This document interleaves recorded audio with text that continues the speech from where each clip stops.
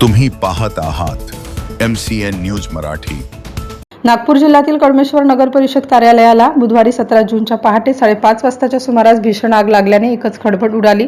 घटनेची माहिती मिळताच सावनेर कळमेश्वर मतदारसंघाचे आमदार डॉ. आशिषराव देशमुख यांनी घटनास्थळी धाव घेत पाहणी केली।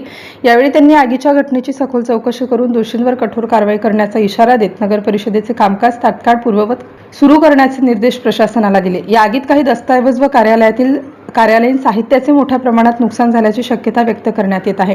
दरम्यान नगर परिषद कळमेश्वर ब्राह्मणीचे अग्निशमन पथक त्वरित घटनास्थळी दाखल होऊन आगीवर नियंत्रण मिळवण्यासाठी युद्ध पातळीवर प्रयत्न केले। तसेच मोहपा, सावनेर व वाडी येथील अग्निशमन दलांचेही मोलाचे सहकार्य प्राप्त झाले। विविध यंत्रणांमधील प्रभावी समन्वयामुळे आगीवर वेळेत नियंत्रण मिळवणे शक्य झाले व संभाव्य मोठी वित्त व जीवितहानी टळली।